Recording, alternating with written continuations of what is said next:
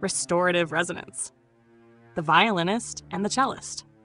Here is a short story about Charlene and Henry, two musicians who discover that harmony is restored not by forcing every note into place, but by following joy, listening deeply, and blessing the silence where the greater song can be heard.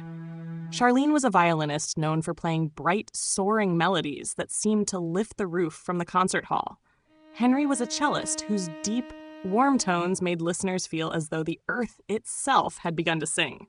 They had performed together for years in the Grand Orchestra of Bellhaven, yet lately something between them had fallen out of tune. Charlene believed Henry played too slowly.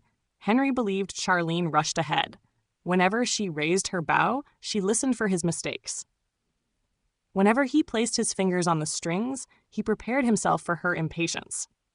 Their music was technically correct, but the joy had vanished. One evening, the orchestra rehearsed a new symphony called The Song That Is Already Singing. The conductor lifted his baton, but after only a few measures, Charlene's violin struck a sharp note against Henry's cello. Charlene stopped. "You missed the entrance." Henry lowered his bow. "No, you entered too soon." Around them, the flutes, horns, drums, and harps became silent. The conductor did not correct either musician. Instead, he stepped away from his podium and said, "The orchestra is not missing a note. It is missing the blessing of the space between the notes." Charlene frowned. "How can an empty space be blessed?" "It is not empty," said the conductor. "It is where listening lives." He invited everyone to put down their instruments. For several minutes, the orchestra sat in stillness. At first, Charlene heard only the restless chitter-chatter of her own thinking. She replayed Henry's mistakes, defended her timing, and imagined how the music should sound. Then she heard something quieter, a single heartbeat. She could not tell whether it was hers, Henry's, or the heartbeat of the whole room. Henry heard it too. The conductor whispered, "Before there were instruments, there was vibration. Before there was vibration, there was stillness. And within that stillness, the whole symphony rested complete." He turned to Charlene. "What note brings you joy?" Charlene lifted her violin and played one clear, gentle tone. He turned to Henry. "And what note brings you joy?" Henry answered with a deep note from his cello. The two sounds met in the air. Neither competed with the other. The violin did not need to become a cello, and the cello did not need to rise like a violin. Each offered its own voice, and together they created a third sound that belonged to neither of them alone. The music began again. This time, Charlene did not chase the next note. Henry did not brace himself against her playing. They listened beneath the melody for the inner resonance of love.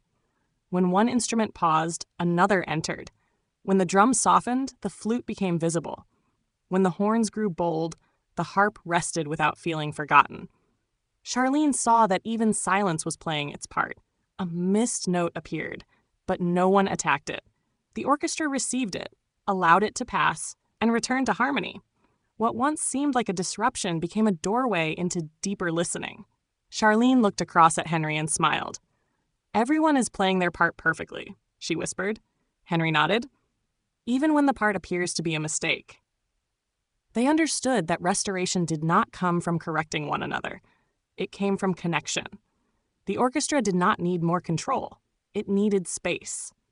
It did not need every musician to sound the same. It needed each one to listen to the frequency of joy. The conductor raised his baton for the final movement. No musician tried to carry the whole symphony.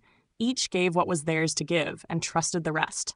The violin soared, the cello rooted, the drums pulsed, and the flutes danced. Two voices rose together within one heartbeat, while the silence held them all. The audience felt the vibration before it understood the song. Some closed their eyes. Some began to sway. Some remembered a piece they thought they had lost.